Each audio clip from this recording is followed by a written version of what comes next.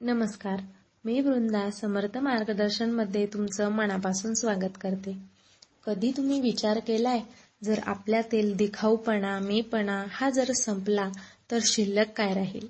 तर ती म्हणजे चेतना, जी आपल्याला एका वास्तविकतेकडे घेऊन जाईल. आणि त्या वास्तविकतेकडे जाण्याचा एक मार्ग म्हणजे नाथ संप्रदाय. नाथ या संज्ञेचा अर्थ संरक्षणकर्ता किंवा स्वामी. आदिनाथ म्हणजे शिव यांच्यापासून या संप्रदायाचा उगम झाला, म्हणून त्याला नाथ संप्रदाय असे नाव मिळाले, ज्याची सुरुवात ही मच्छिंद्रनाथांनी केली व याला जीवन देण्याचं काम केलं हे गोरक्षनाथांनी. स्वयं शिवांनी मच्छिंद्रनाथांना हे दिव्य ज्ञान दिले, जे की गुरु शिष्य परंपरेने ते आजपर्यंत जिवंत आहे. नाथ संप्रदायाचा उद्देश हा आपल्या चेतनेमध्ये लपलेल्या शिवतत्वाला जागृत करणे, ओळखणे. नाथ संप्रदायामध्ये कुंडलिनी जागरण, हठयोग क्रिया, तपस्या यांना खूप महत्त्व आहे, जे की गुरुविना संभव नाही. नाथ संप्रदायामध्ये गुरु शिष्य परंपरेला खूप महत्त्व आहे. आपल्या भारतामध्ये प्रमुख 12 नाथ मठ आहेत. या संप्रदायातील साधक योग साधनेद्वारे सिद्धावस्था प्राप्त करू शकतात.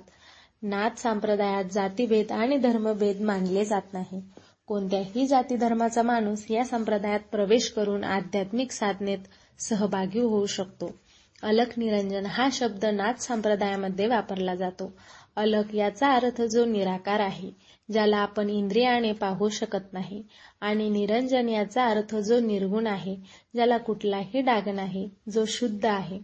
ओम नमो आदेश हे वाक्य गुरूंना नमस्कार आणि त्यांची आज्ञा पाळण्याची तयारी, तसेच आपल्या गुरूंप्रती आदर आणि त्यांच्या शिकवणीवर दृढ विश्वास व्यक्त केला जातो. तुम्हाला तुमच्यातील शिवतत्वाकडे घेऊन जाणारा मार्ग म्हणजे नाथ संप्रदाय.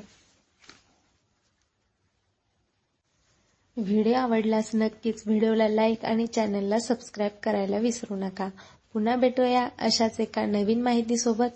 तोपर्यंत धन्यवाद.